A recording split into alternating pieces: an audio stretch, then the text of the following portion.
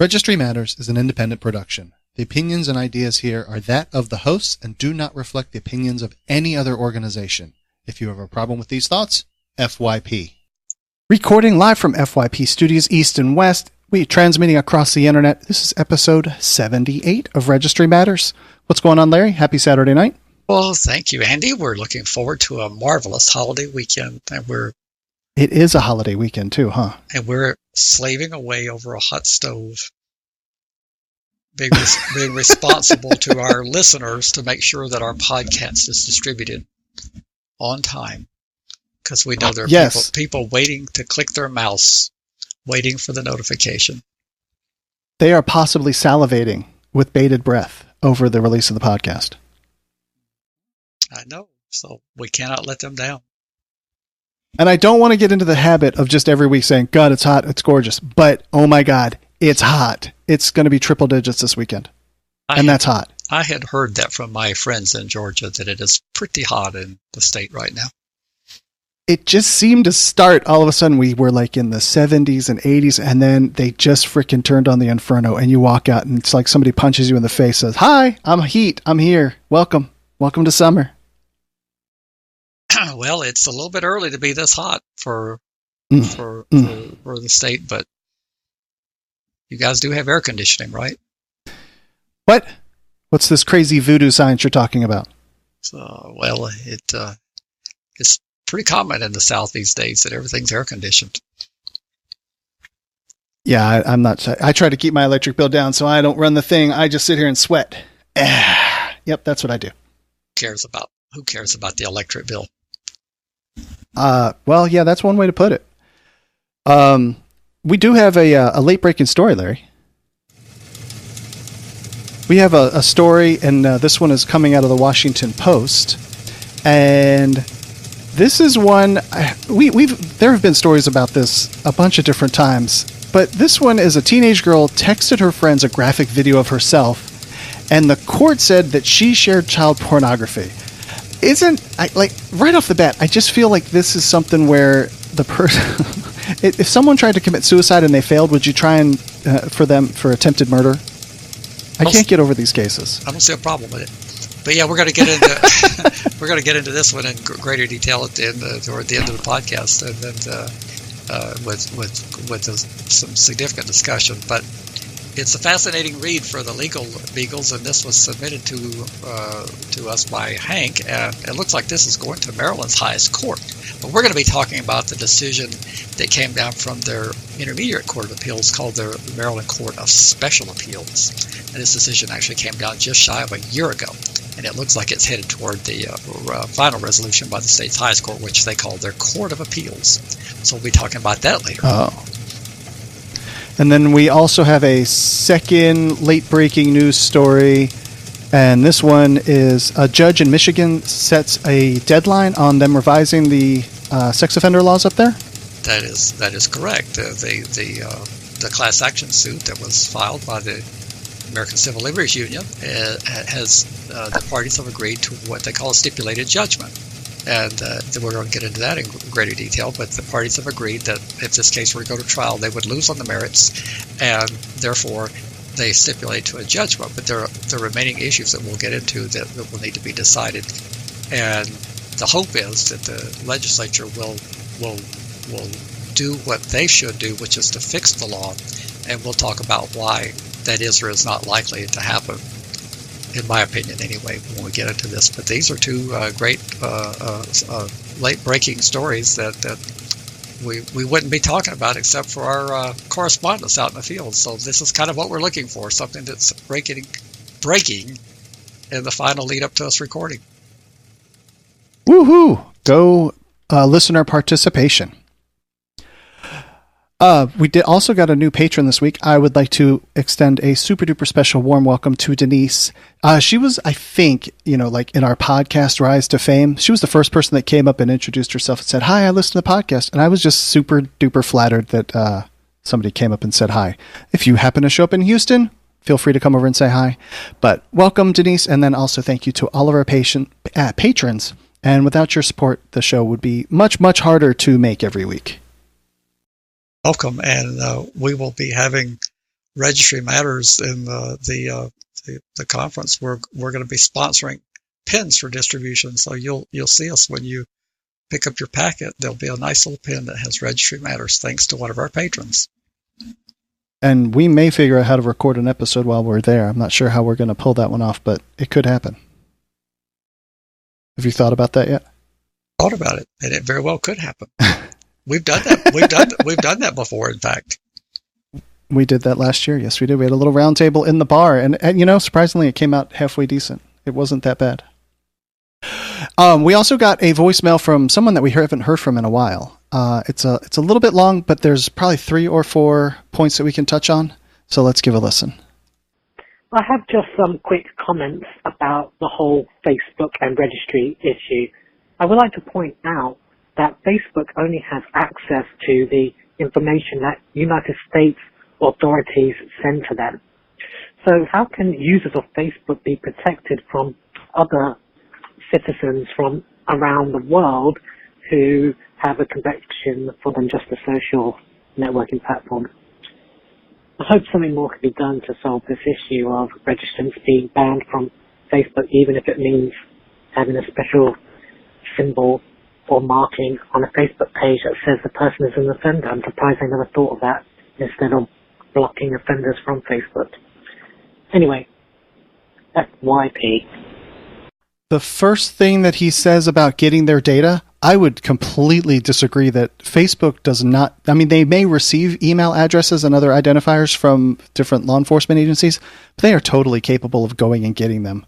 Maybe not the email addresses, but they have definitely a way to get your information so that they could police this themselves. Well, they do, in fact, police it themselves in terms of they encourage tips, and even they didn't encourage some people would provide tips to a person who's on Facebook that they know has an obligation to register. And they would certainly have access to the public listings of people who are listed publicly, which is the overwhelming majority of the registered population. The thing that makes it a little bit easier is that data dump that the feds, and I don't know what the technical term for that database is, but there's a repository of monikers and email addresses that the government has made available to social media platforms. But we're gonna it's gonna fit in with what we're going to be talking about later, because again, I don't agree for our listeners in Vermont that this should be this way, but it from a practical point of view, it's not unconstitutional. Bad public policy doesn't magically become unconstitutional just because you disagree with it. And we're going to get into that more on the articles as we start dissecting what's happening in the case of the transmission of the images. The Constitution protects people from having the government suppress their speech. And the government was told clearly in North Carolina, you cannot do this as a government. But the body of case law has not evolved to the point that social media itself can't do that. It very well could over time. That the body of law evolves, and those who believe that we're stuck in the colonial times, as far as they're concerned, it doesn't evolve. But those who believe that we have that there is an evolving standard of societal decency, we may conclude that we will no longer tolerate a company banning someone, just like we don't tolerate the banning of people from going in restaurants and hotels like we once did. I hope I live to see that. But right now, the argument that that's unconstitutional is just not a credible one. It really isn't. It's not the way I want it to be, but it's the way it is. Well, then we'll start with this Vox article. Kamala Harris wants public defenders to get paid as much as prosecutors. I am pretty sure I read in here that they get paid something of a quarter, maybe a third as much as prosecutors. Yeah, one Oregon study found, for example, that entry-level public defenders in one county were paid more than $24,000 less than entry-level prosecutors.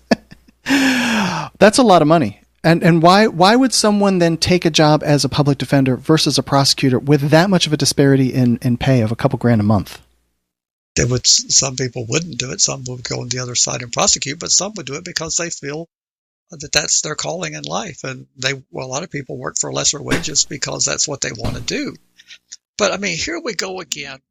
This is a bunch of liberal mumbo jumbo of a far left wing extremist wanting to use federal. She's talking about spending millions of dollars of federal tax. This bill authorizes $250 million in grants for the goals of eliminating the pay gap. First of all, I'm in favor of eliminating the pay gap. But I always ask myself, since I do have some leanings toward the Constitution in terms of what I believe, I'm not sure that providing indigent defense is a federal responsibility. Are you, Andy? I would certainly have to take a bye on that one and just I have no idea. Okay, it's the states who make the crimes. So so the state gets to create a criminal statutory scheme that criminalizes everything and puts in horrendous penalties. And then, because the U.S. Constitution says you're entitled to a defense, that somehow the federal taxpayers have to be. Of course, we don't pay our taxes sufficient enough to pay for our government anymore. We run $1 trillion deficit, but the federal taxpayers and the budget gap have to absorb defending people. I'm not even sure, as a progressive, that I'm ready to sign on to this. I mean, I do steadfastly agree that the resources should be more equal and that public defenders should be compensated better. But I'm not sure that I'm even ready to sign on billing this to the Fed. I'm not sure this is a federal responsibility. I'm sure we could get there in a different way of prosecuting less, making less things illegal, or at least reducing the amount of sentences that go behind it. But you could, and this would have to be done at the state level. I'm not trying to suggest the feds have to do this, but the states could reduce the prosecutor's pay by some amount and then tack that onto the defense side. Their pay. Yeah, that would work out really well. Go try to sell that in the political environment. You want to reduce anything. I didn't say it would work. Anything for the law enforcement apparatus. You want to cut police pay or prosecutorial pay, and tell me how long your political career is. But I also don't think that they should have tanks in North Carolina, but that's an entirely different conversation. So, now this is not the first time I've raised the issue of whether something's a federal responsibility. I've even said the same thing about the National School Lunch Program. Do I believe schools children deserve a balanced, nutritious, healthy lunch so they can learn? Of course I do. I'd be nuts if I didn't. But I'm not sure it's a federal responsibility to feed your school kids, Andy. I haven't been sold on that either. It's a responsibility, yes. Kids should be fed, yes. But I'm not sure it's a federal responsibility to do that. Right. And then you would say, well, shouldn't the state then be interested? You would have no argument that a well-nourished child is going to perform better, therefore grow up to be a more productive human as an adult. Why wouldn't we then focus a boatload of resources on the front side of pre-K? And I don't care who funds it, but it should be funded for the interest of society. But, not in my backyard. I don't care. My kids get it because I'm wealthy. I don't care about your kids. Well, I'm saying I agree with all those things you've just articulated. Yeah. I agree with all those things. But I'm not sure that it's a federal responsibility. The states love to have it both ways. They love to have all those federal dollars, and yet they love to cry limited federal government. And you can't have it both ways. When they had all the debate about Michelle Obama's improved nutrition standards, the only reason Michelle Obama got to say anything about what the lunch standards were because you accept federal money. If you just simply say, we're withdrawing our school system from the National School Lunch Program and we're going to fund it ourselves, Michelle doesn't get to have anything to say about the lunches that your kids eat. But the states love to have it both ways. They decry all this federal the bureaucracy of the requirements, but then they put their paws out for the money. But I'm just saying, I'm not sure it is a legitimate function of the federal. It is a responsibility of us as humans and morality to make sure kids are learning in an environment where they're provided nutrition. Of course, nobody would disagree with that, but is it a federal responsibility?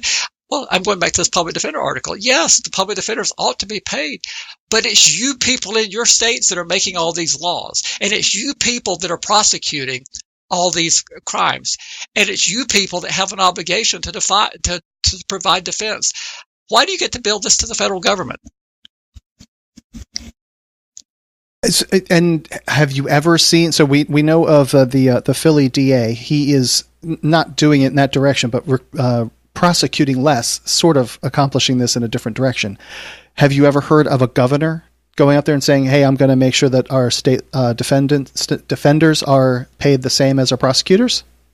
I haven't heard it coming from that higher up. I have heard occasionally a renegade lawmaker propose more parity, but I don't remember I've ever heard it from such a high level as a governor. It just, do they get tarred and feathered for saying it? Well, of course they do. I'm working and paying my taxes, trying to send my kids to school, by golly, and all these people with all the needs we have in society, and these people, bunch of liberal morons, all they want to do is just mollycoddle criminals and spend more money, and we can't afford that. I mean, next thing you know, what else are they going to pay for? They want to provide them sex change operations in prison? What's coming next?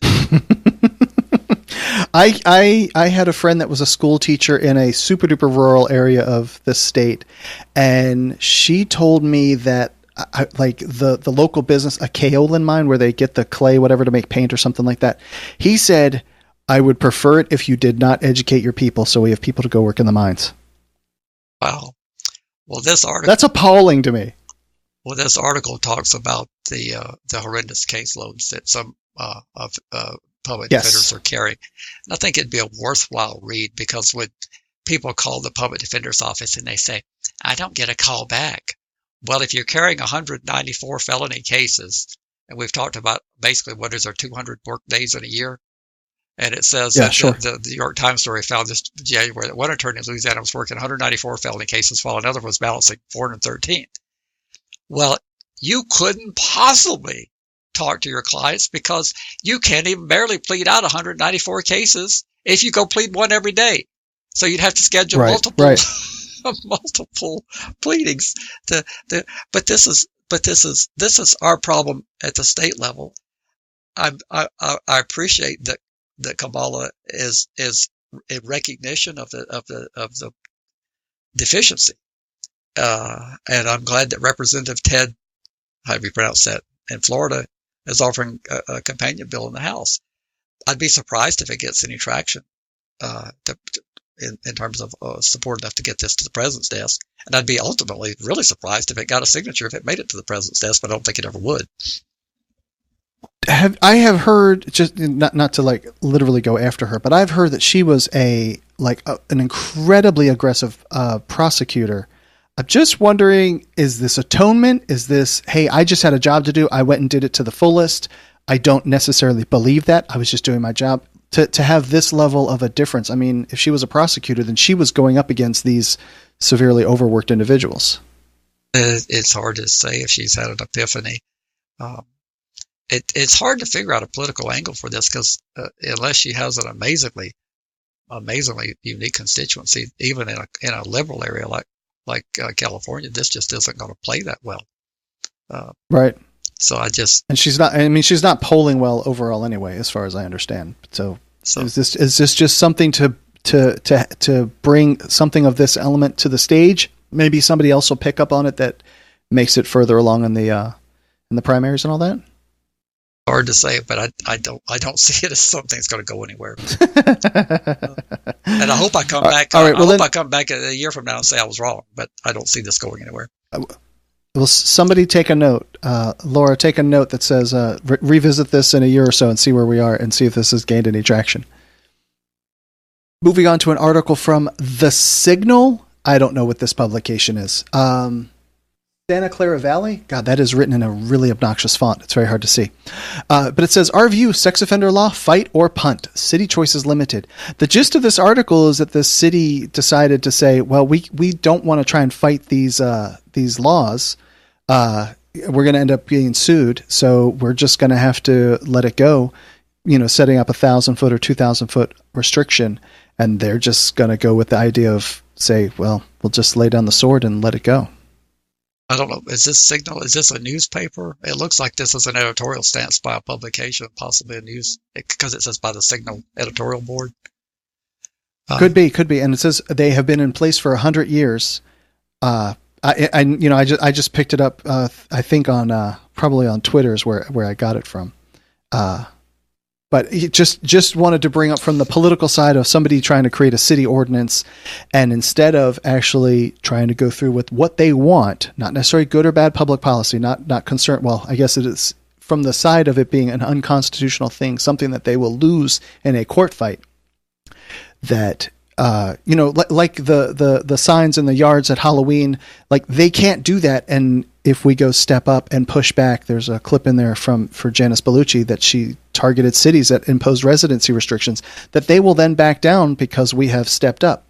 My point is that you people, 800,000 of us, need to support whichever organization it is so that we can support these fights and challenges and make them flinch and back down. Well, the city actually had the ordinance. They have not even enforcing it because of the California Supreme Court decision 2015 in Reed Taylor. And that decision was not a Bellucci case. But what Janice has done, to her credit, is she has, rather than putting that decision up on the mantle somewhere and saying, gee, the Supreme Court says you can't do this, and then people keep doing things till they're stopped, she said, now that the Supreme Court has said you can't do this, I will stop you if you don't stop on your own volition. So she drafts letters to the cities and municipalities and counties, whatever governmental entity that has these restrictions, and she asks them, would they like to repeal this or would they like to be sued? And some of them say they'd like to be sued because for political reasons they don't feel like they can do anything until they're facing a lawsuit.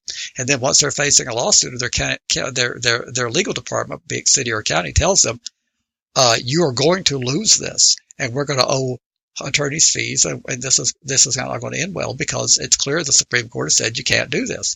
Then most of them have folded their tent, but I think a few have not.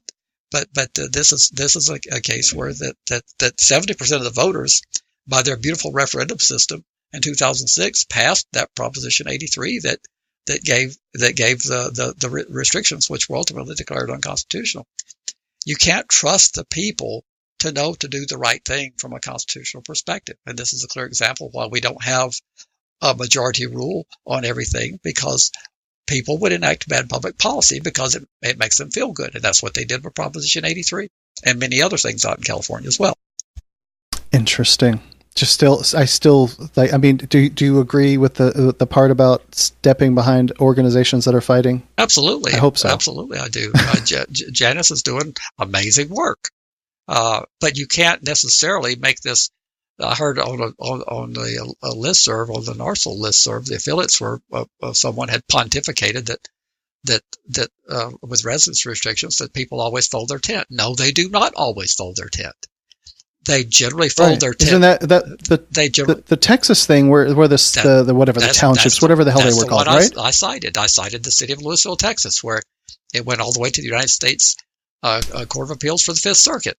And the Louisville ordinance was upheld because the Texas Supreme Court has not ruled the way the California Supreme Court has ruled. So you cannot just say, well, these things are easy. I mean, there's other organizations have opined that, and they're wrong. These things are not easy. They're difficult. It's just in California, the case law is in support of these things being torn down. And to Janice's credit, she's tearing them down. And she's being nice about it. She gave them a chance to repeal it without litigation. If they don't do that, she litigates. And she more or less already has the framework in place, much like the sign thing that may get used in the future. She absolutely has the case law in support of her. That's what the city leaders were told here. We're going to lose. Let me ask you like a nuts and bolts question. When you do have the framework, is it like you can just do a search and replace in Word and replace the names and then you submit paperwork? Or is it is it a 10% reduction in the work, or is it a 90% reduction in the work to file an incredibly similar case? In terms of the actual preparation of the complaint, it would be a lot of cut pasting. In terms of if it were to go to trial, if they were to do what many recommended in this case, to go ahead and fight it, then you'd be looking at the same process, because even though you're going to lose, if you can't get a judgment on summary motion for summary judgment, you have to go to trial. If they can distinguish the ordinance in some significant way that it goes to trial in the merits, you've got a whole bunch of work to do. And of course, our side, we would move for summary judgment, and we would claim there's nothing that distinguishes this from what's already been held, and we would hope that that there wouldn't need to be a trial. But if there would need to be a trial, you could be looking at significant expenses. We also have an article from NPR where, hey, we got a good news article. So for those of you keeping track, mark another little tick mark in that column. Former inmates are getting jobs as employers ignore stigma in bright economy.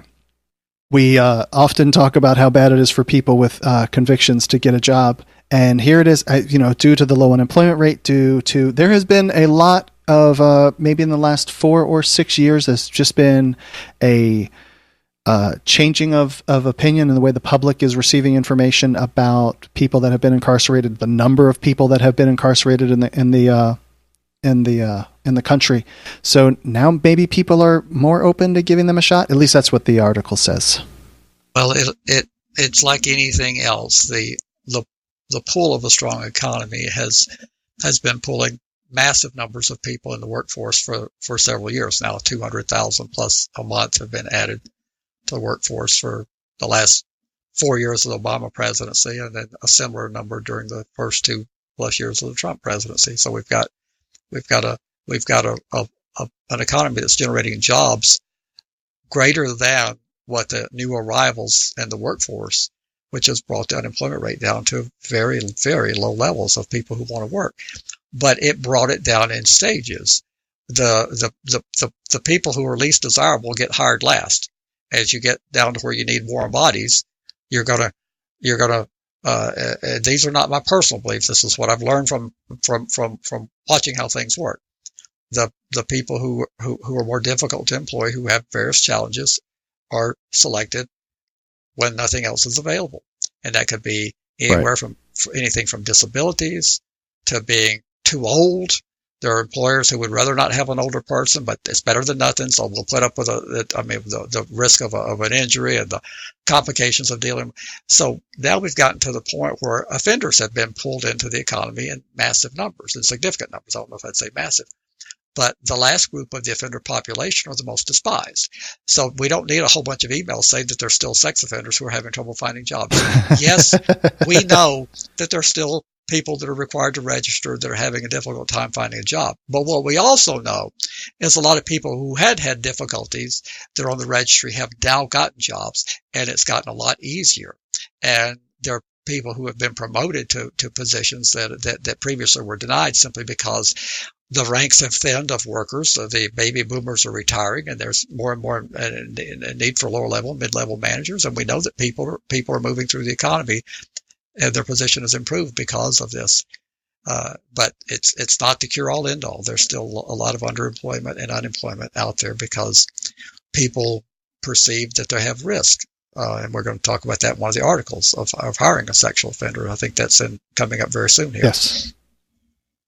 And I would also just want to point out that, and I don't know the exact number, but even at the height of the unemployment rate being in those double digits, people with the most education and higher levels of education, their unemployment number almost didn't change. That is correct. They were able to move around. So, and from our standpoint, you have this really freaking big red target on you already.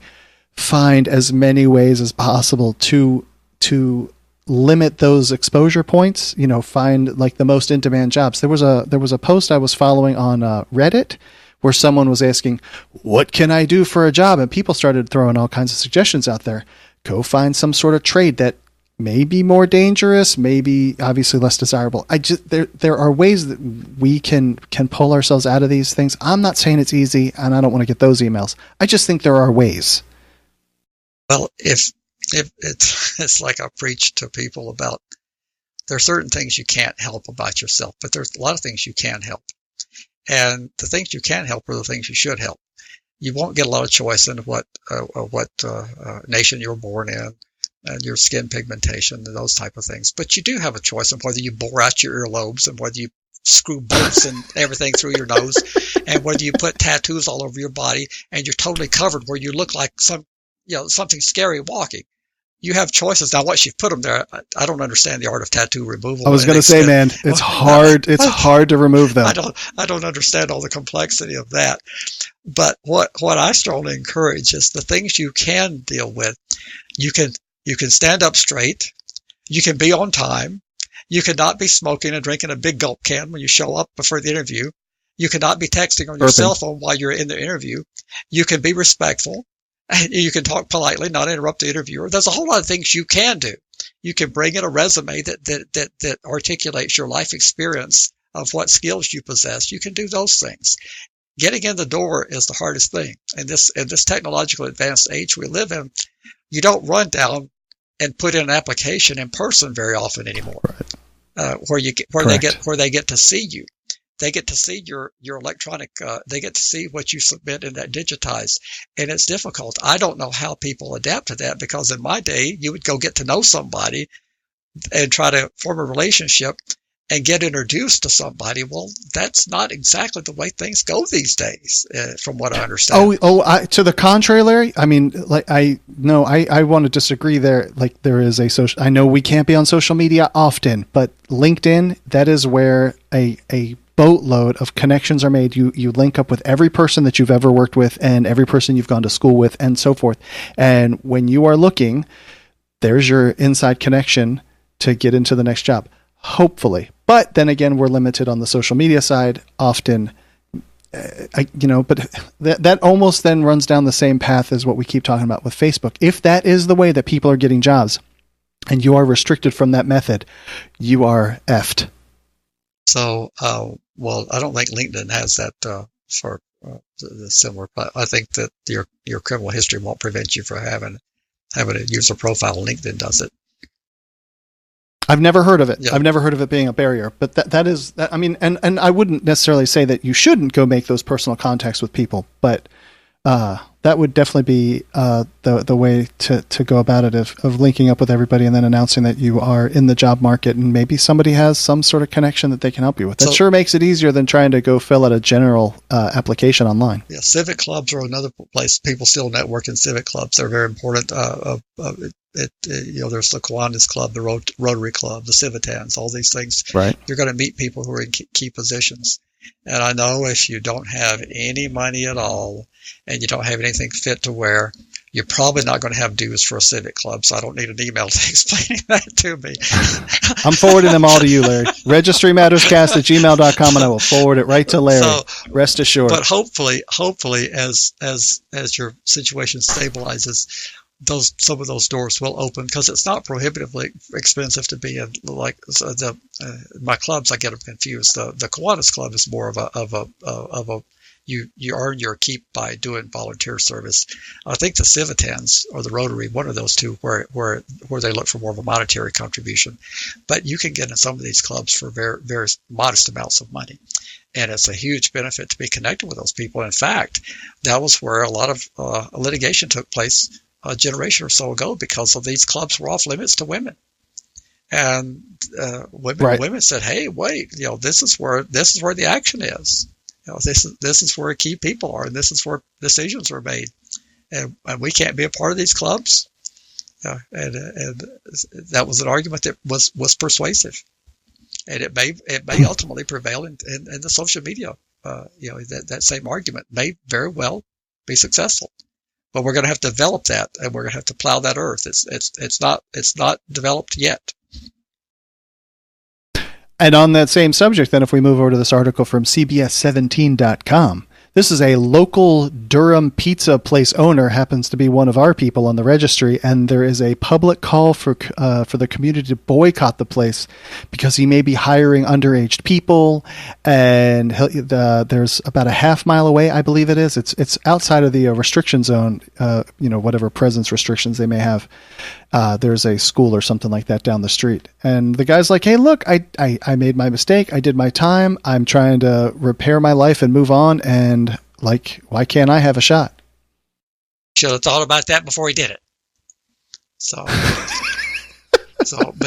we just then move on? This is an example of what we talk about week after week about the vindictiveness of our society. Now, this is a person who was engaged in an online chat with someone who claimed to be, at some point, we don't have the details, but at some point said, "I'm underage." And apparently he continued the chat, which is not a wise thing to do when a person says, "I'm under that age." But it was an officer posing, so we never actually had a minor being threatened. So this was an example. Yeah, who's the victim then? That's really bizarre. This is an example of having an overfunded law enforcement apparatus chasing an imaginary boogeyman, where there are very few of these crimes that actually occur where there's a minor being solicited. There's been so few I can count them on one hand in my life that I can remember. Not across the nation, but in my circle of work that I do, I can count on one hand the number of times a real minor has been on the receiving end of a solicitation that's been prosecuted. It's always the law enforcement people posing. So this is a person who contributes to society, pays taxes, hires people, generates economic well-being for society, and society is so angry that he made one mistake that they want to boycott his business, hurt people's lives, run him out of business, hurt his family. For what? To what end? Everybody knows he's on the registry now. He's not going to be doing anything at the pizzeria. It says a little something. For all of our listeners in North Carolina, please, pretty please with sugar on top, go visit this guy's pizzeria. Please, please, please, please. That is what we could do at least. Well, he's in Durham. Yep. Probably won't be too hard to track down, and if you're in that area, Raleigh, Durham area, then you probably know of the guy, or at least you've heard this on the news. It's the Peabody Pizza Company is the name of this place. I love when they ban books, Larry. I just love it. I think it's the best when we ban books from prisons. So we have this article from the New York Times. It's called Chokehold, and it's out of Arizona. Prison's ban on book about racism and criminal justice draws a challenge. This book is called Chokehold, and the author says that it's the criminal justice system targets black men by design. And it also says that prisons should be abolished, which I can't imagine you would get a whole lot of support for, of just absolutely abolishing the prison system, though we probably could curtail it. And my only personal understanding of this is the way that the Florida constitutional amendment that just got overturned, or reversed, I should say, made anybody with a felony conviction ineligible to vote. And then they targeted just any sort of infraction to make you have a felony conviction to keep you from voting? Well, with this particular situation, it's a little dicier than it's not that simple, because when you're running a correctional institution, you've got the responsibility. I know in Alabama it would not seem so when some of what we've learned that goes on in Alabama prisons, but you've got the responsibility for the safety and security of all the people who are there. That includes the staff as well as those who are involuntarily committed. And if this book, which I haven't read, is something that would cause additional strife and possibly have compromise institutional security, they're going to get broad deference in terms of their censorship, because you don't have an absolute right. You don't have an absolute right to have any reading material that a person who's in the free world would have. So this one is not cut and dry. The fact that the ACLU's gotten in on it says to me that they think that this is a strong, compelling case, because they don't usually hitch their wagon to something they think is going to be a losing proposition. But it's just not cut and dry when you're talking about a correctional institution, because of the responsibilities that go with running one safely and the deference that's afforded those officials to keep material down and out that would compromise that responsibility. Having been in a correctional institution, I think you would agree that safety is an important thing to maintain. It definitely is, for sure. Well, if there's a book that talks about how minorities are constantly being scammed against, and it encourages any type of insurrection, which I haven't read the book, so I don't know what the book says. But yeah. I think that the censors could justify and be upheld depending on what the content of the book is, in terms of if it's a legitimate threat for the orderly operation of the institution. So we'll just have to see how this plays out. Sure. The literacy rate of people in prison is already so low that giving anybody something that they might be inspired to read, good, bad, or indifferent, then to me it feels like having more educated people, more reading people is better, even if they're reading something that you don't approve of. More reading is better. The ACLU says the book does not pose any danger to people in prisons. The book expressly disavows any type of violence toward police officers or anyone else on moral and strategic grounds. So their assessment is it's not a security risk. Well, I guess ultimately the courts will determine, won't they? That would be what seems to happen somewhere down the road. And they can do it until they're stopped. That's going to be the subtitle of this show. Welcome to Registry Matters. They can do it until they're told to stop. Well, a manual from the Department of Corrections says inmates are not allowed to have any sexually explicit material or content that threatens the safety of people inside the facilities. So that's going to be what they hang their hat on and try to say that this is going to cause racial unrest, and it's going to make it more difficult for them to maintain the orderly operation of the prisons. I assure you that in prisons across the United States, there is already a significant amount of racial unrest. I can assure you that as well. And they're the most segregated prisons are the most segregated entities left on planet Earth. Yes. And something that I did not know until I got there is that I don't know how to delicately put this, but I did not realize that there was racism amongst blacks in general, amongst themselves, of the light-skinned ones versus the dark-skinned. I had absolutely no idea that existed. So bizarre. Yes, well, I've had an awareness of that. So I did not. So well, you called me a couple days ago, and you told me if I had heard of Thomas Silverstein. It could be Silverstein. I'm not sure which way it's pronounced. And this is another article from the New York Times. This would totally be our first obit, as far as I can remember. And he died at 67. He is believed to be the most solitary confinement person in the history of American prisons. Did I characterize that correctly? I'm surprised because every person I run into on the streets knows the name of Thomas Silverstein. And, probably in Colorado, or possibly. So but this article was interesting to me. It doesn't directly relate to registry issues, but what it does relate to is how we treat individuals. And the Silverstein case, I wrote the book written by an author, I forget, his last name was Early, but he'd written a book about his solitary confinement, and I read the book like 20 years ago. And the Bureau of Prisons did not have the ability to subject him to the death penalty. He killed a guard, and all they could do under federal law at that time was life without parole, which is what I think he got.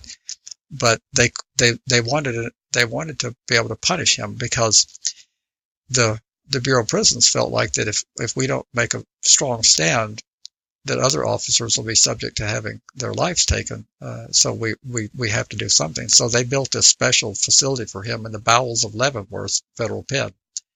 And the way it was described in the book was it was constantly under lights, constant hum of machinery in the background because it was in the bowels of Leavenworth, and he had no human contact. He was not allowed to have visitation. He was not allowed to have any human contact. Now, I guess unless they had a robot bringing the food to him, he must have had some limited human contact. But he was put in that condition. He was kept in there for decades. Now, I'm not the bleeding heart that believes that a person who kills a police officer should not get punished, but he was being punished. He was going to serve the rest of his life in prison, and that is punishment. We need to make it punishment-er. And sorry, I couldn't get that word out. And that is a significant deterrent to killing a correctional officer in and of itself. So the fact that they kept him under lights and limited access to human contact for all those years was troubling to me. And I always wondered what happened to him. It was like, I don't hear anything about him anymore. That's what happens when you're in the bowels of Leavenworth. Well, it turned out they'd moved him to the Supermax in Colorado. And he apparently died at a relatively young age of 67 in a hospital in Colorado. But this is just an example of what we do and how we do it. And I think it was overdone. Certainly I don't condone what he did, but no human contact would run a person mad. They would. We're not designed to be we need human contact. You can't live in a vacuum. I mean, there are ample studies shown with chimps or known babies that have limited contact, and they develop very, very bad social disorders later in life when they don't have all that human contact, or excuse me, like parental contact, whatever. Even like if they wrap a ticking clock with some super duper soft furry stuff, and the baby can latch onto that, like that sort of counts as some sort of contact for them, and the social disorders don't develop. But when you are removed from that contact, that's how you make fighting dogs too. You remove social contact from them, and then they get just kind of angry, and we can bring up the enlarged medulla oblongata again, and it makes you ornery. Well, and of course, then that reinforced what they were doing to him, because they drove him mad. Yes. And then they said, "Gee, look at him. His hair is down to his butt. His fingernails are a foot long." Yep. And of course, he didn't have any access to take care of himself. But he was serving 3 consecutive life terms. He was not going to be released.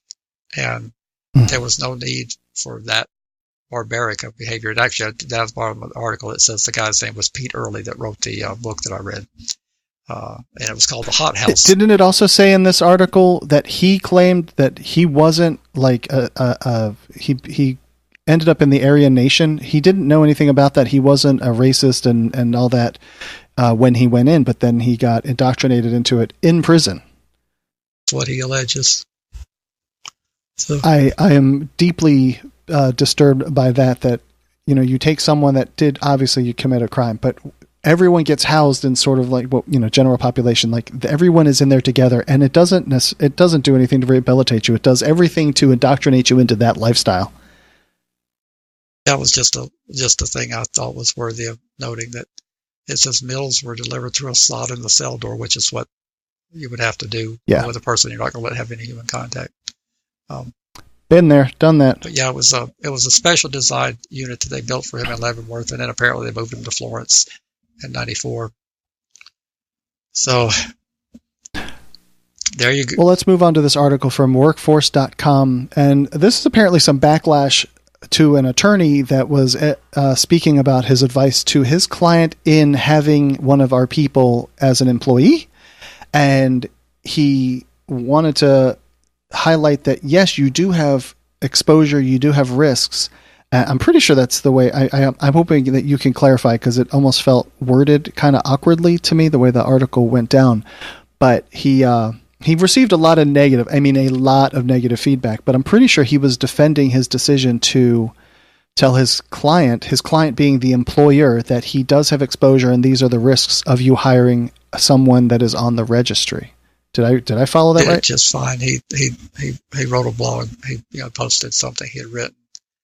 He's one of those attorneys that represents employers, and like any other attorney, you're trying to look for ways to generate business. So you go out on social media and talk about yourself. And apparently he wrote this thing about how he had advised an employer to of their potential liability, and how to be careful in hiring people who had convictions for sexual offenses. And it stirred up, I think they said in this article, 117 comments, and he highlighted the worst ones where people said ugly things to him. Half-ass advice. That's what lawyers do best. And he said he was shocked because he has an ethical obligation to, if he's retained by an employer for guidance in employment law. Remember, folks, he doesn't make these laws. He didn't create the registry. He didn't cause the juries to rule in favor of the person who brought a negligent hiring suit. That body of case law has developed because of people who felt like that the employer shouldn't have hired a particular person in view of all the available factual information. And as a one-time landlord, I faced that decision all the time, is how much risk can we take prudently to balance between giving the person an additional chance and also how much are we willing to put ownership at risk if we guess wrong? Because all you're doing is guessing. You do not have a crystal ball. I do find it kind of odd that he received so much negative feedback in him saying that you do have exposure, maybe you shouldn't keep this employee on, etc. considering how much shit we always report on, where people are saying, yes, these people should be buried under the jail. Yes, we don't want them in our neighborhoods, etc. Yet this guy is actually telling his client that, yes, you have these exposure points, and he receives negative feedback for that. That one is hard for me to square. But we don't know the source of the feedback. We don't know if it was generated by an organization or what caused 117 comments. But like I say, having been on both sides, it's a careful balancing you're trying to do, because you're wanting to be fair and you're wanting to have a person with a second chance, and then you've also got 90 other families living under your responsibilities that you have to balance between. What am I going to do if something happens with this person, and how am I going to defend this, and what is the liability to my ownership? And you end up in this capitalist system that we live in. You end up having to make economic decisions that sometimes you're very uncomfortable with. Now, sometimes you just don't make them. You just don't make those decisions, but you're faced with those all the time. There's a paragraph in there that says, I understand that those impacted by sex offender registry laws have a deeper stake in this issue than I. They believe that these laws are overly broad, overly restrictive, and in need of serious reform. They are likely correct. They also, however, appear to misbelieve that I owe some kind of obligation to the employee, the registrant, to advise my client, the employer, to take those factors into account and consider the individual for employment or continued employment despite his or her registration status. The guy is at least passively agreeing that the laws are overly broad. But again, he's just like, hey, here's my obligation. I've been hired to advise my client, the employer, on these issues. Seems rather unempathetic on our side, if that's who these people are, to understand his position, and that we do in all felons, employees in general, expose you to risk. Absolutely. Anytime you're running a business, you're constantly assessing risk and trying to mitigate risk. I'm not aware of any risk-free business. If you run an Uber business, you have risk, as you've seen a lot of cases develop against Uber and them having to revise their policies. You're constantly dealing with slip and fall in retail. You're dealing with all sorts of risk, and you're constantly trying to mitigate your risk, because that's how you keep your insurance premiums low. That's how you keep your coverage intact, and that's how you stay in business. And it's right. For us to get mad about someone and get irate that they're trying to mitigate their risk just seems a tad bit inconsistent with our belief in capitalism. I mean, you can't have it both ways. Right. You can't have it both ways. If you believe fervently in the capitalist system, then this system we have requires you to factor in risk of doing business and to do an assessment of how much risk you're willing to take. But there's no risk-free business. But negligent hiring is a body of case law that has developed in the last 25 years of what the reasonable expectations are for ordinary hiring. And you just can't hire people like you did in the 1860s when you said, oh, well, you got a horse, you can plow, well, go ahead and hitch it on up. Well, we don't live in that era anymore. Right. Ready to be a part of Registry Matters? Get links at registrymatters.co. If you need to be all discreet about it, contact them by email, registrymatterscast@gmail.com. You can call or text a ransom message to 747-227-4477. Want to support Registry Matters on a monthly basis? Head to patreon.com/Registry Matters. Not ready to become a patron? Give a 5-star review at Apple Podcasts or Stitcher. Or tell your buddies at your treatment class about the podcast. We want to send out a big heartfelt support for those on the registry. Keep fighting. Without you, we can't succeed. You make it possible. This next article comes from what'll be CBS Chicago, and the article, now that it has moved off my page, it is the Illinois Sex Offender Registry is riddled with fake addresses, and I have the news segment from the TV station here. Puts the home addresses of more than 31,000 sex offenders on a website so you can see who lives in your neighborhood. Trouble is, we found many of the addresses are bogus, wrong, or flat out laughable. CBS 2's Megan Hickey is always investigating. How could so many slip through the cracks? Office building. That's all it is. Nobody lives here. One offender got away with registering a P.O. box, and another offender lives on Hatred Street in Evanston. Nope, not a real street. So how are they getting away with it? It boils down to the fact that no agency is taking responsibility. The Attorney General's office, Illinois State Police, local law enforcement, and other agencies are all referring us back to each other. A P.O. box would never be an acceptable address for a sex offender. So we took our questions to the Department of Justice, which told us that to date, Illinois... Because we have to take precautions, The scariest part? No one seems to know who's accountable. Megan Hickey, CBS 2 News. So we asked to speak with a representative with the Illinois Sex Offender Registry team through the Illinois Attorney General's office and state police. That request was denied. Megan, though, will of course keep pushing on this. And to everyone listening at home, if someone comes and knocks on your door and says, "Hey, can we ask you who lives here?" What is the answer, Larry? FYP. Because you have no right to know who lives down the street, around the corner, or even next door. Having listened to that story, I couldn't get that to play for me, but having listened to that now, I find it to be the typical bias of the journalist, the reporting. It is clear that people who have this horrible obligation to be listed publicly with a bullseye on them, some people will give false information. Yes. That happens. So I would be foolish to sit here and say that no one had ever tried to take the bullseye off of them. But what I would say in addition to that I'd like to see some data that shows how many of those were false information deliberately, or where there was no mention of typographical errors. There could be that the P.O. box ended up in there because they selected the wrong field for public display.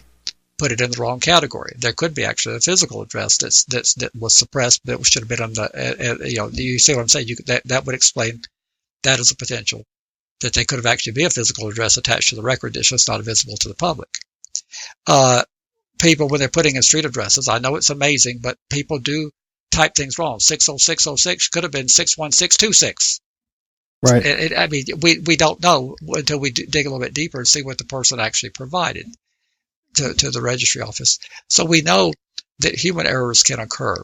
We also know that people in Chicago, especially, they're notoriously in Illinois, in particular Chicago, for turning people away that come in to report things and to do registration updates. We know that because we've heard that complaint for a long time.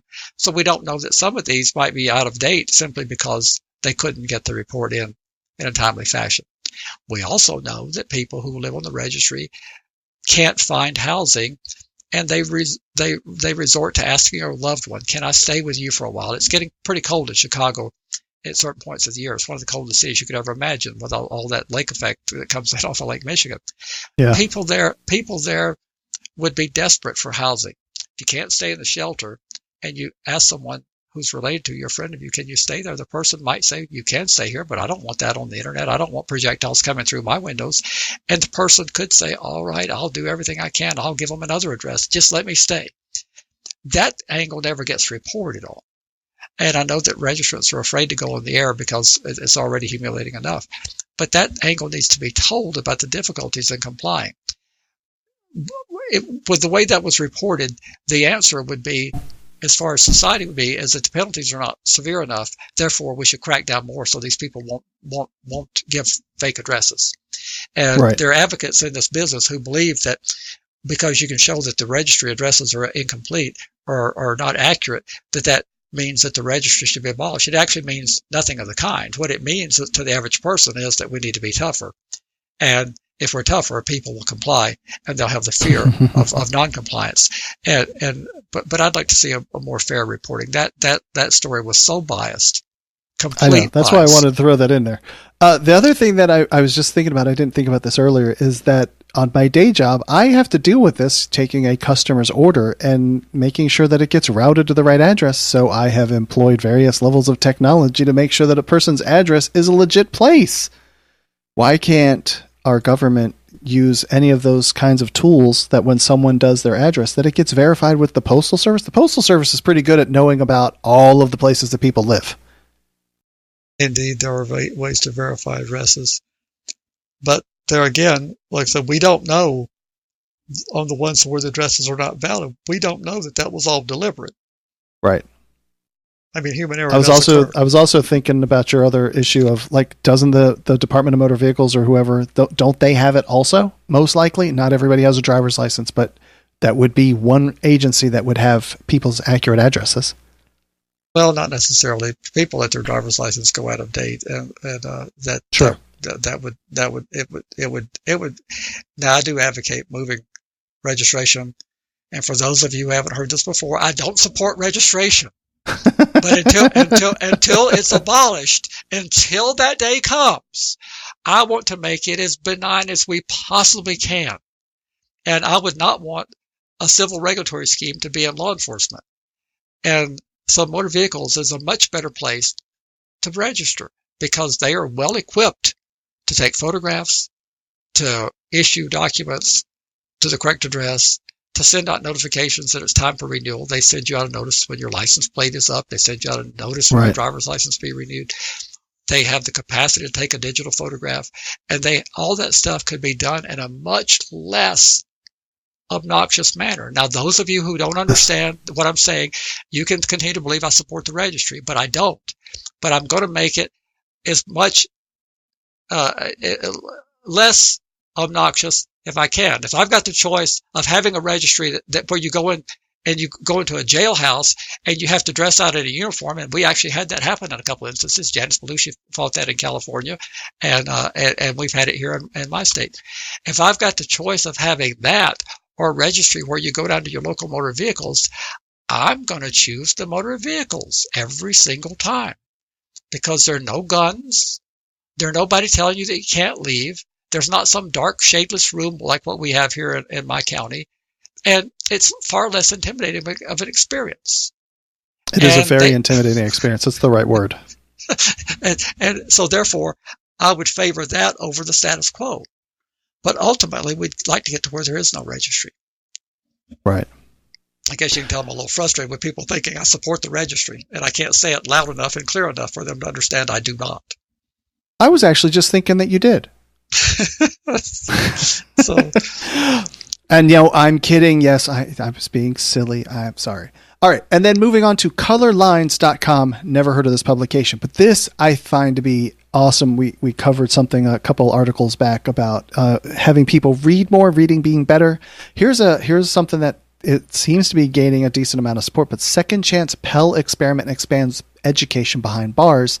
This is going to possibly bring back Pell Grants to people that are locked up, which I can't honestly come up with any reason why you would want people leaving prison to be better educated than prior to. And it seems that when people leave behind the walls, that you would want them to go be employed, pay taxes, be an upstanding citizen, not get locked back up spending the $40,000 a year that it takes. Why wouldn't you want that person earning $40,000 a year instead of consuming $40,000 off the system? So I would put this in the box saying that this is some good shit. I would do that, and I would say that this, in all fairness, was a creation of President Obama's administration. But to give credit now, stop it. But to give credit now, the Department of Education under this president has announced that they will expand the Second Chance Pell Grant experiment. So this is one of the few things that they haven't seen the need to abolish, because every legacy of Obama, they think that everything should be abolished. But this is one where they get credit for recognizing that this is not something that was hooey and leftist mumbo jumbo. And so I'm glad to see that this is something that's enjoying continued support from the present administration. So those of you who say I never give credit, I give credit every chance I possibly can to this administration. It's just that I don't agree with this administration on a heck of a lot of stuff. It's hard to give them credit for what I don't agree on, but I agree on this. Absolutely.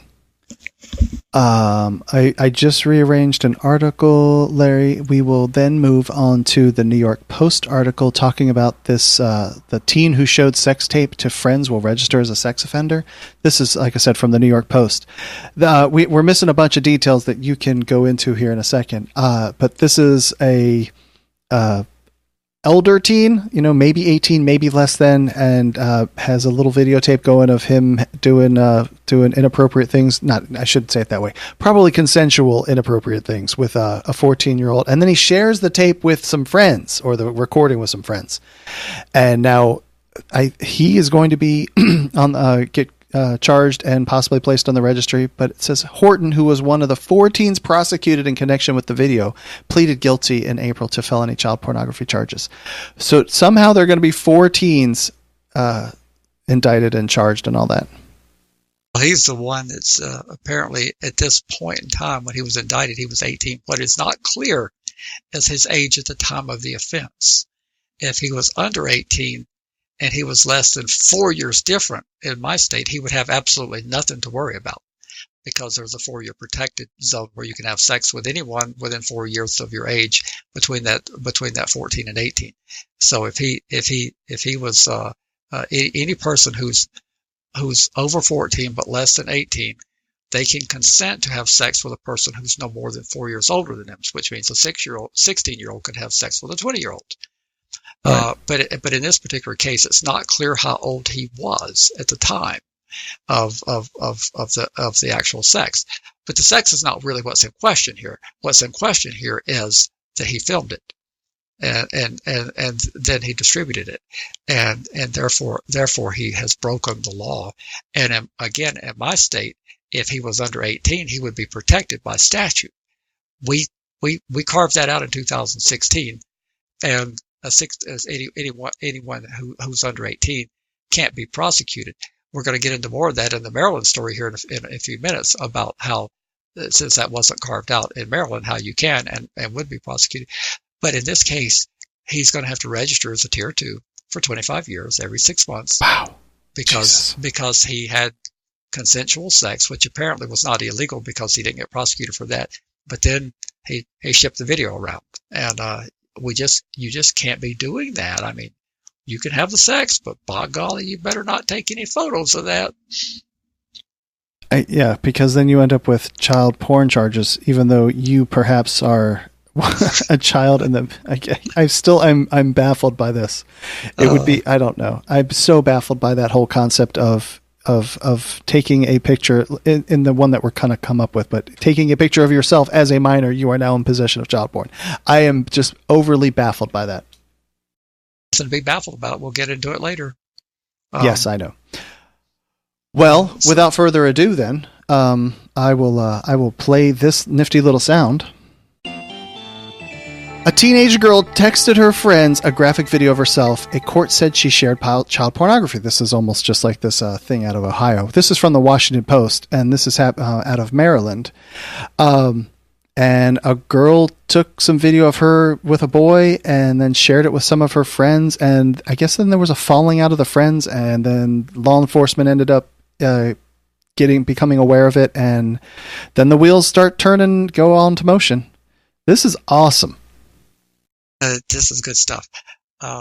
This is out of Maryland, and the case is resurfaced. Apparently, it's going to Maryland's highest tribunal for review, but it's gone through the appellate process, which in Maryland is called the Court of Special Appeals, and the Court of Special Appeals is the second level of court from the circuit court where the child was charged.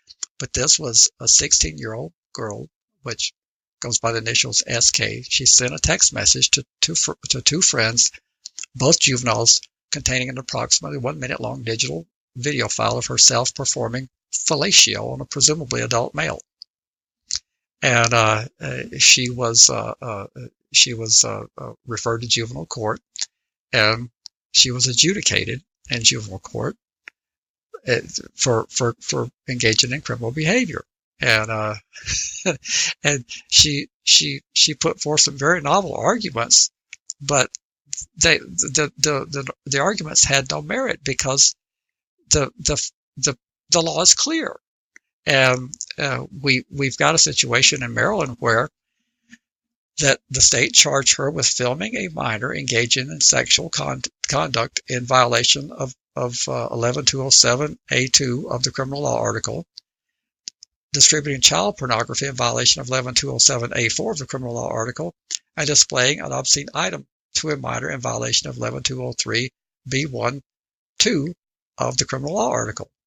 And she put forth all these creative arguments, and they largely fell on deaf ears. At the adjudicatory hearing, after hearing from the detective, they adjudicated her that she had done committed this infraction. And so on appeal, she said, well, it's really nice that you adjudicated me, but I can't be charged with this. I'm the subject of the video, and I have the right to video myself. And it reminded me, the same person, Hank Sennett here, it reminded me of the Nebraska case, where we talked a little bit about textualism. There's a judicial philosophy referred to as textualism, and that's where you look at the text of the statute and you don't give any consideration to anything other than the text. If it says it, that's what it means. As long as it's clear that's what it says. You don't second guess the will of the people and say, well, it would be better if it said this. As long as you can discern from the plain text what it says. And as far as the Court of Special Appeals is concerned, just like in Nebraska, the law said any person who moves to Nebraska who's required to register in another state is required to register here. So they look at the text and they ask the guy, well, you are a person, aren't you? Yes.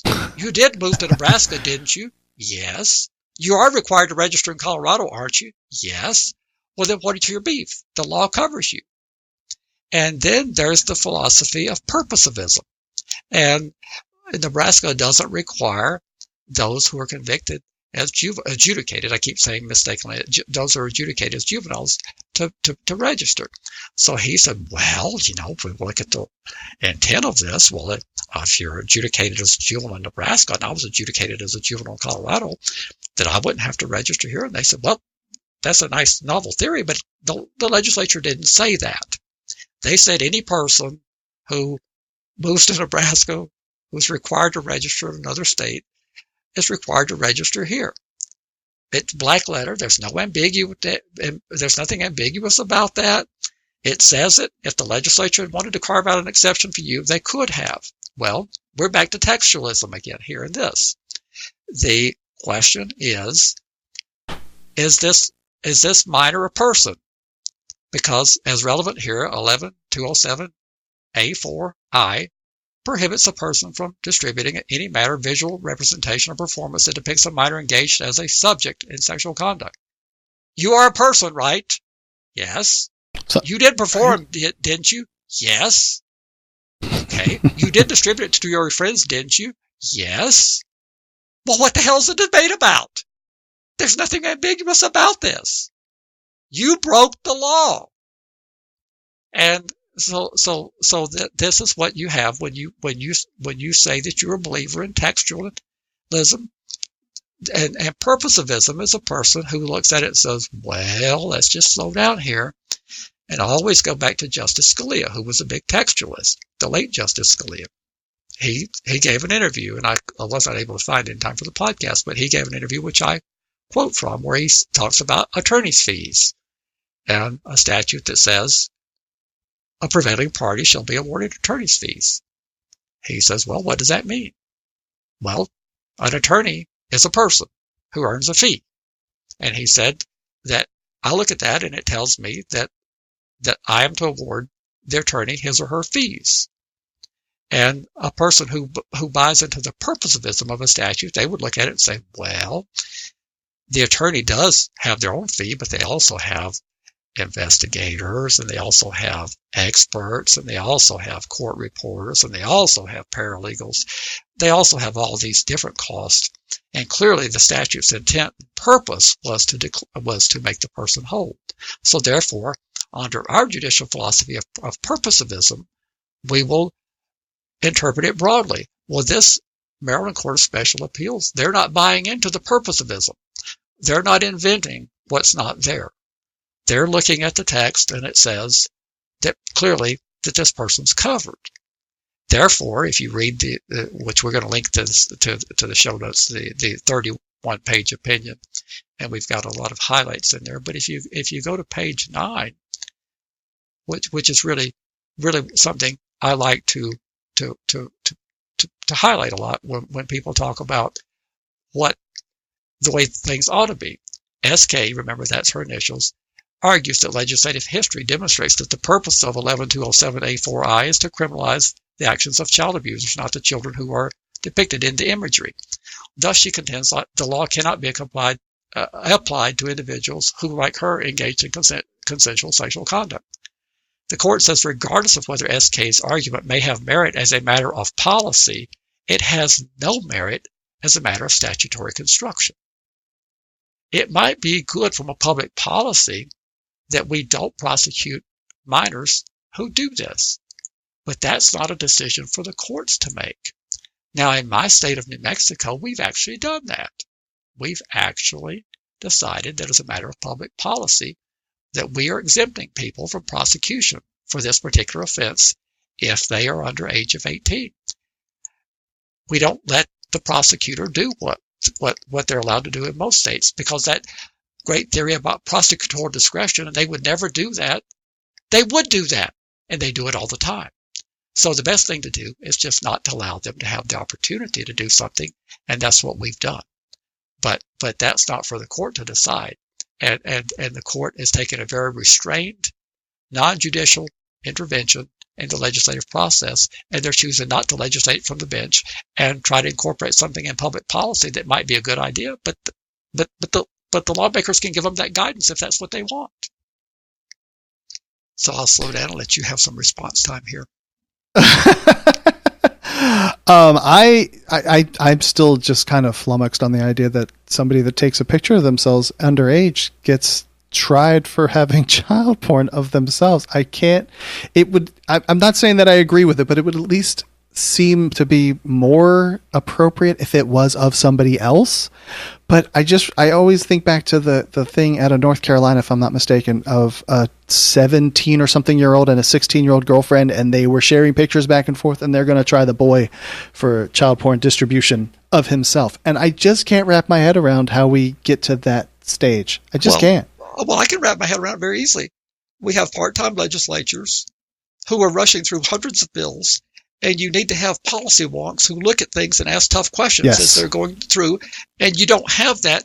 And you do have an occasion when someone dares to ask such a question about, well, what would happen if this happened, this scenario that we're discussing tonight.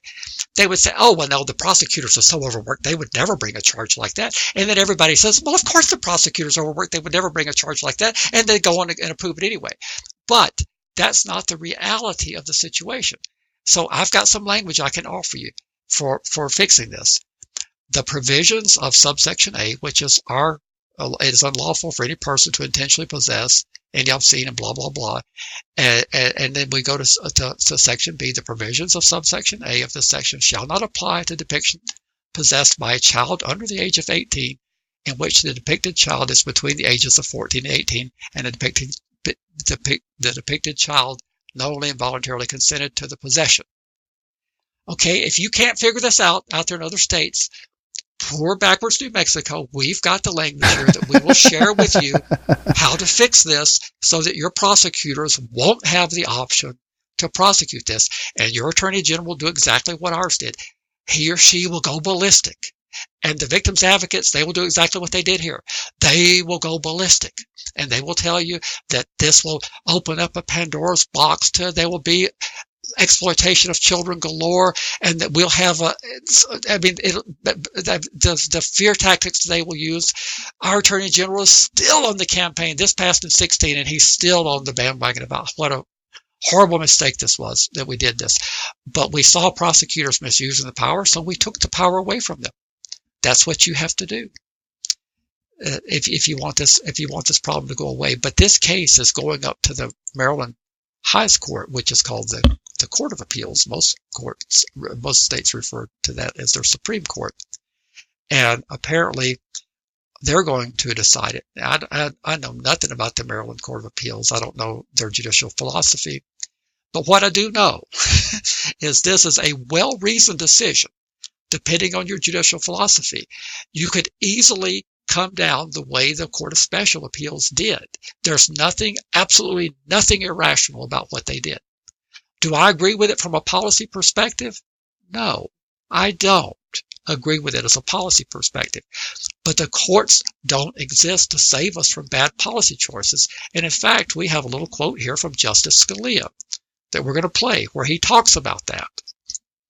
If we have it ready to roll. The death penalty was the only penalty for a felony at the time of the Bill of Rights.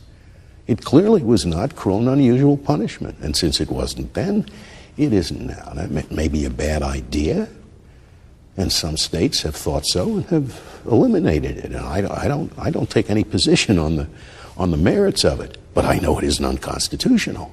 My reading of the Constitution and of the history of the times shows that there's nothing in the Constitution that prohibits restrictions upon abortions. Again, it may be a very bad idea, but it's not unconstitutional. Now, the other side would like the Supreme Court to hold precisely the opposite of Roe versus Wade. They would like the court to hold that a state must prohibit abortion because the fetus is a human being and the Constitution provides for equal protection of the laws for all persons. I don't share that view either. At that point, you become... At that point, I become an anti-conservative, I guess, and I'm... An anti-conservative, Larry. So the point I'm making is that Maryland has a bad public policy, but I cannot fathom that this is not constitutional. I believe that it is constitutional to tell a person that you cannot do this, even if you're doing it of yourself. I think you can possess it for your own private usage, but I do not believe that since we have afforded and deferred and we all agree that keeping our children safe as we can growing up and free from any type of exploitation, to allow this to get out in the public domain, because wouldn't it be great if we could, as long as the person was a teenager, they could produce their own, and then it could just magically work its way into the distribution channel? I mean, that's like a client we had one time who said that they charged him with distribution of drugs, and he said he wasn't charging for it. And I told him, I said, now I'm on your side, but that's the most idiotic argument I've ever heard. I mean, if it's illegal to possess and use it, and the fact that you're not charging for it, you're still distributing it.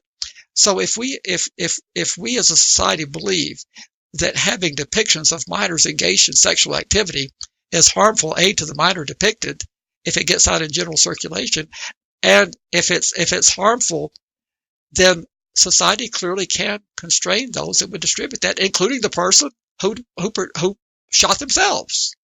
If they put it on their own disk and store it on their own device, I think they're probably okay from a constitutional perspective. But in terms of saying that you can't do this, I think from a constitutional perspective, not from a public policy perspective, I don't believe the Constitution will shield you. I believe you're going to have to do what we did. And like I say, I'll make that language available to any of you guys out there that need some help coming up with it, because we went through a laborious process to come up with this language to get it enacted in 2016. And you can stop this problem in your state, but I don't think the courts are going to be able to save you. Because it's just not their role, right? That's precisely the point I'm making, is that this is a good read for the junkies out there. I've got a lot of highlights in there, and I know that we've got some real legal junkies, and I've made a lot of yellow lines through points of interest where all of her constitutional claims fell on deaf ears. Now, she had one that actually gained traction, and that's because the language of the statute in terms of what constituted what she was disseminating, the language had last been amended in 2006, and they concluded that what she did not constitute a film. So being that they are literally, that they're looking at the exact words, the Maryland legislature defined what constituted what a person could not distribute, and they included some definitions, but they didn't include this. And the state argued, well, you should interpret it broadly to include this because this was a video. And they said, well, no, actually it isn't. It isn't a film. It isn't anything that's in the protected list. So therefore, she didn't distribute that. So it's a fascinating read. But I'll be anxious when the Court of Appeals, or their effective Supreme Court there, I'll be anxious to see what they do with this case, because I have no idea what they're going to do with it. But it's a fascinating. So everyone gets all twisted and nuts whether they want to be textualists or legislating from the bench or overriding the legislature. Well, and I do this to try to get people to rethink. Some people who think that they're textualists, when I cite these examples to them, they get themselves in a contorted position, because all of a sudden they're not textualists. But if you're a textualist, this is exactly the right ruling. The Nebraska case is exactly the right ruling if you're a textualist. If you're a purposivism driven, then it isn't. But in terms of the issue she won on, it says on page 24, the statute defines an item to mean a still picture or photograph, book, pocketbook, pamphlet or magazine, video disc, videotape, video game, film, or computer disc, or recorded message. And they said that what she did, since the legislature made a list of what you couldn't distribute, that this was not any of those things. And I think we can agree it's not a pamphlet, it's not a book, it's not a magazine. And it was not a still picture. But it seems like it might have been, what is a video disc? It's not a videotape, I know what that is, that's old magnetic tape, but what is a video disc? Video disc? Yes. I can't place what that would be referring to as a video disc. So, well, anyway, the fact that the law hadn't changed in all these years since 2006, they had not expanded the list. This is an example of statutory construction. It doesn't keep pace with, there's no magic group of people that are analyzing all the state statutes continuously to look for ways how technology has evolved and how the language has become archaic. That just doesn't happen. It comes to the attention when something like this, when the decision like this is made, and the prosecution apparatus goes running in and says, well, we got this problem now.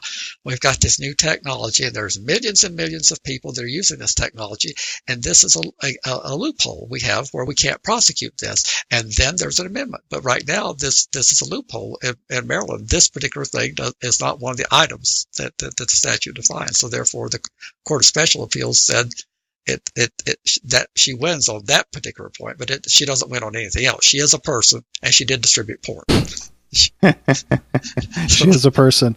Have you ever run into anybody that can answer no to that question?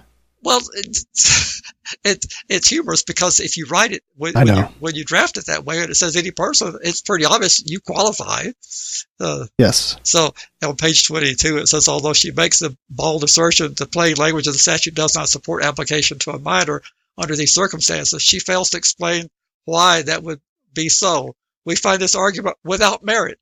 The plain language of the statute prohibits any person from displaying an item to a minor. You are a person, aren't you? Right. Yes. The people you sent it to are minors, weren't they? Yes. Well, you did do that, didn't you? Yes. So, are you done on that soapbox? Yes. So I'm ready for questions. I'm ready for questions. I have no questions, because I still can't wrap my head around the idea of prosecuting children for pictures of themselves. I'm just totally stuck in that. Well, then you got to do that in your legislature. Do what we did. Do what we did. Stop it. Yes. Don't fathom it, because it can be fathomed. It's done all the time. If you find this appalling, I get that. Then change the law and do what we did. Say you will not have this power. So should we move on to the final thing? So I just encourage the legal beagles to read this, and then let's follow this as it goes through the remainder of the appeal process. But I found it to be quite good. So, all right. Well, definitely. I guess we can go on to the final news. So.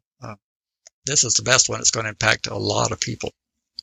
Absolutely. And this is from the Detroit News, and then I think there's also a second source listed in the show notes if you guys want to go hunt those down. And this is where a judge sets a deadline for revising Michigan's sex offender law. And it says a federal judge has set a 90-day deadline for Michigan lawmakers to revise the state's sex offender registry law. And I mean, there's like not a whole lot to the article beyond that. And but you have maybe not so optimistic a take. Well, I'm very optimistic that there's going to be changes, because the case, for those who might be listening for the first time, if we have anybody and you haven't heard of Does versus Snyder, this is a case out of the state of Michigan where a group of plaintiffs operating under the Does name challenged Michigan's registry, and the ultimate decision after it got through the appellate process was that the amendments in 2006 and 2011 had transformed what had previously been upheld to be a civil non-punitive regulatory scheme to be one that inflicted punishment. Therefore, it was unconstitutional as applied to the Does. Well, that was real nice for the Does plaintiffs, but it didn't do a whole lot for anyone else. And Michigan took the position, well, we've done our duty here. We've given the people who litigated the relief that they're entitled to. So the ACLU, which brought the original Does case, brought another case in federal court again, where the first case was brought. They brought a case relying on the precedent of the Does versus Snyder case, which the state tried to get the U.S. Supreme Court to look at it. The Supreme Court denied to review. They let the decision stand, which makes it binding in Michigan, binding in the Sixth Circuit. And so now we have a second case filed, and they filed a case and asked for class certification, and the trial court certified that as a class action. So now we've got a whole new ballgame. And this Attorney General's office decided, rather than fighting it, because the precedent is binding, one panel if this goes up on appeal, is not going to overturn the other panel on the same issue. So this three-judge panel that this would go to would be bound by what's called circuit precedent. The circuit precedent is that Michigan's registry, as it existed with those amendments in 2006 and 2011, are in fact punitive. So therefore, there's little doubt that this case is going to result in a victory. So the state, rather than giving the ACLU and the law school and all these people big attorney's fees, they decided to stipulate to a judgment. So we have a 5-page stipulated judgment that came out just, Friday? The 23rd, so I guess that would have been Thursday, but it just came out Thursday, where the state has agreed to have a judgment issued. So within that 5 pages, the 5th page talks about what's going to happen next. And the court, having accepted the stipulation, has deferred for 90 days the question of whether the declaratory judgment should be applied to the class members of the lead plaintiffs of this case. And then there's several other things that the court talks about. But the most important thing is at the bottom of page 4. In the event that the legislature has not revised the statute within 90 days of this order, the parties shall submit a joint status report, and the court will set a briefing schedule to decide the questions of, and these are the questions that the court would have to decide, whether this declaratory judgment and any subsequent injunctive relief shall apply to those class members listed in paragraph 2. That's point 1 that they'd have to decide. The severability of whether SORNA can apply to all pre-2011 registrants. That's number 2 question they have to answer. And what remedy shall be ordered in this case is number 3. And number 4, any other issues raised by the parties at that time. Well, I'm a politician. I'm a political junkie. And I can't see any reason that the legislature would want to fix this. I can see every reason why they would want the court to fix it. But the legislature would want to duck this, because that's just what they do. You don't want, unless you can get 100% unanimous ruling on a remedy so that no one can use it against you. And even then, you can only get an agreement with all the 100% of the people that are serving now, not the people who might run against you. I doubt you can get an agreement from the people who might run against you and oppose you that you want to do something good for sex offenders. So there would always be that doubt about whether you went beyond what the court would have done if you agree to fix this legislatively. So therefore, you would have every incentive not to fix it legislatively, and you would have every incentive to let the court fix it, where you can point your finger and say, it's not our problem. The courts made us do this, like they did in California with the prison litigation. Well, it's not us letting them out. It's all damn liberal pointy heads that have lifetime tenure on the bench. And that's what the legislature is more likely to do. That's not a guarantee, but that's more likely in the world of politics. 90 days is not a very long time. No, certainly not. Is there any sort of what's the word I'm looking for? Is there a friend in this with the new AG that wrote that really nice letter about that these laws are ridiculous? I would say the AG's office posture has certainly gotten better than any other AG's office I've ever seen. But the AG, there again, can only recommend to the legislature. The AG cannot force them to do anything, nor shield them. Maybe some shielding can come. Say that they can say, "Well, the AG strongly encourages us to do this," but the AG can merely recommend that they make these modifications. The ACLU wants the legislative fix because the fear is that, but prior to this decision, that the last time the registry was held to be constitutional, that's just simply the legislative fix would be to roll back to that level. They don't want that because there were problems with the registry the last time it was held to be constitutional. So they're actually trying to push for things that would go beyond that remedy. I just, with a short 90-day time frame, and knowing the political reality of this is 2020, and I'm just about guarantee you we're coming up on 2020. We're in 2019. But if you perfect some kind of remedy that looks like it's soft on sex offenders, and you're coming up on 2020, you're setting yourself up for vicious attacks. Nobody wants to do that. Sure. But if the judge has set a 90-day deadline, so that puts us, so we're basically June, so July, August, somewhere around September, that this has to be dealt with. But and so then it just rolls back to the previous version, which also has problems. So then does that mean it that doesn't they roll start back running to the previous version? That's we don't know what the court's going to do, because then we've got these questions I just read out that the court's going to order a briefing on to figure out what to do next. The court will set a briefing schedule to decide the questions that I just read, whether declaratory judgment. Okay. So therefore, the court's going to give the parties time to brief and maybe have oral arguments, and they're going to figure out whether whether the statute is severable, meaning that some statutes have specific language that if any section of this is declared unconstitutional, the remaining shall survive. I don't know squat about whether this has a severability clause that will save it from annihilation if they find it to be, if they were, so the court's going to argue. The court's not going to argue anything. The parties are going, the state conceivably is going to argue to the court that it is severable and the remaining parts should survive. And if you're representing the plaintiff, you're going to argue that it's not severable and that the whole damn thing should collapse. And that's going to create a real problem, because the other states have faced that. New Hampshire faced that. Ohio faced that. New Hampshire, they've ruled, and I can't remember the case, but their Supreme Court ruled that their registry had evolved to clear where it inflicted punishment. And then they went off on this wild goose chase and said, well, but it doesn't do all those things if you have due process. But there's no due process to determine.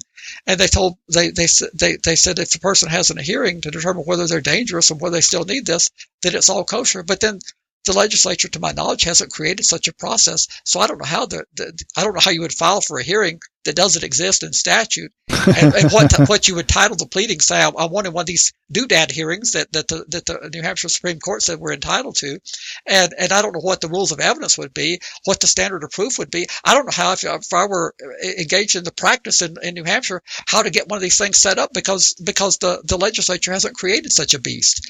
But you run into a problem where if this court were to strike and say that it were not severable, therefore the whole thing would collapse, you would run into a problem where there wouldn't be a registry at all.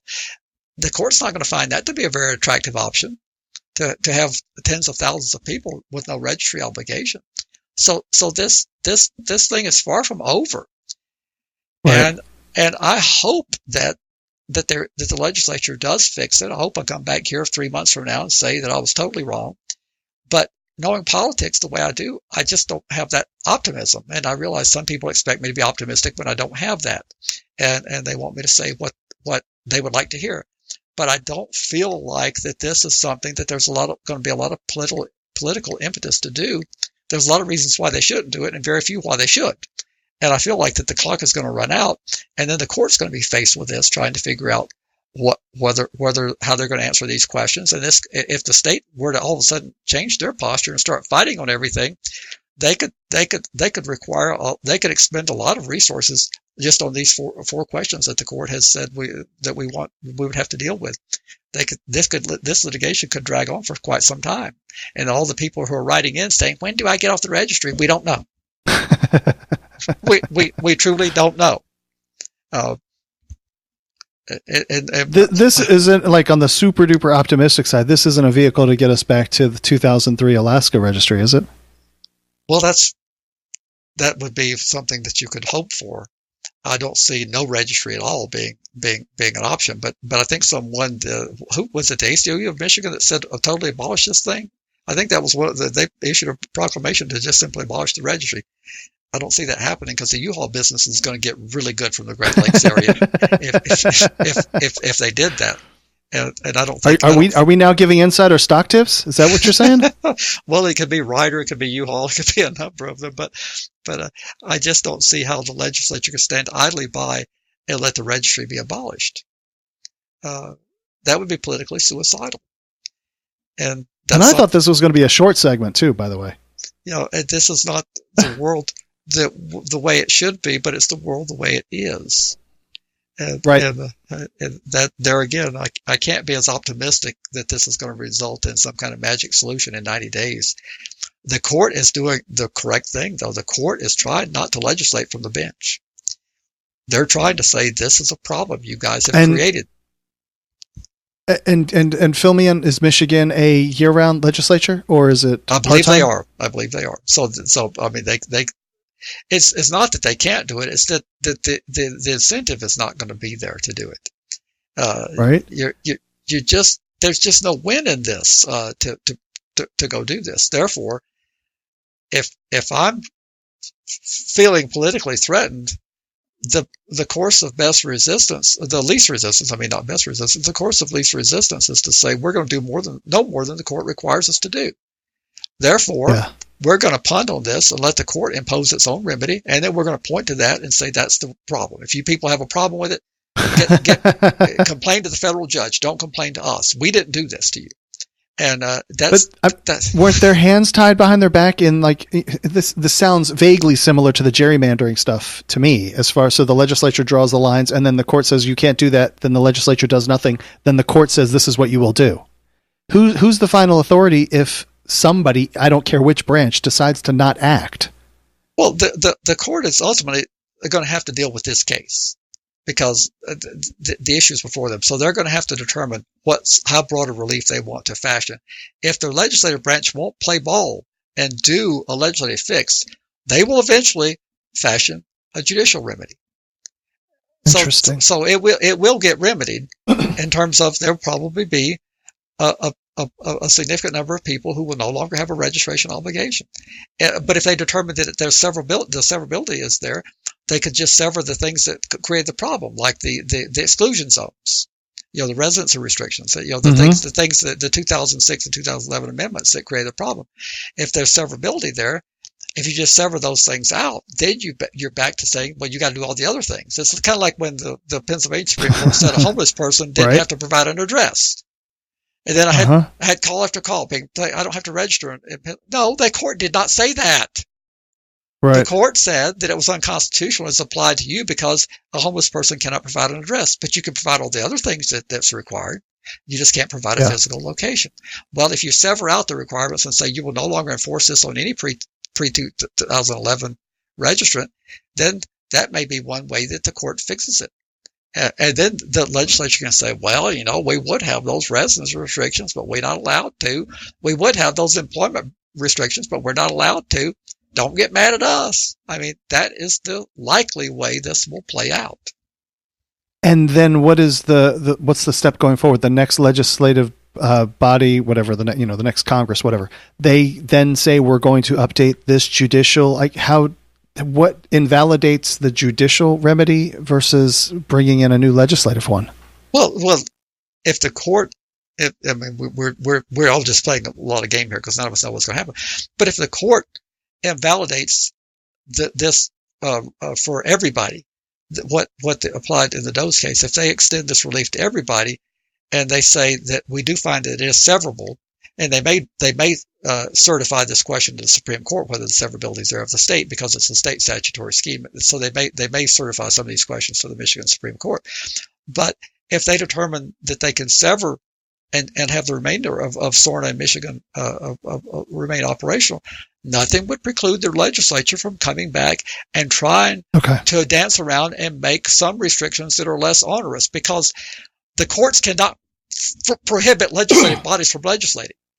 And each enactment would be presumed constitutional. So they could come back and say, well, we had restrictions on everybody in New Hampshire. I know you're listening and going to get mad about this, but they could come back and say, well, the court's right. We had a broad brush that we applied residency restrictions to everyone. What we're going to do now, rather than applying to everyone, is we're going to selectively apply residency restrictions.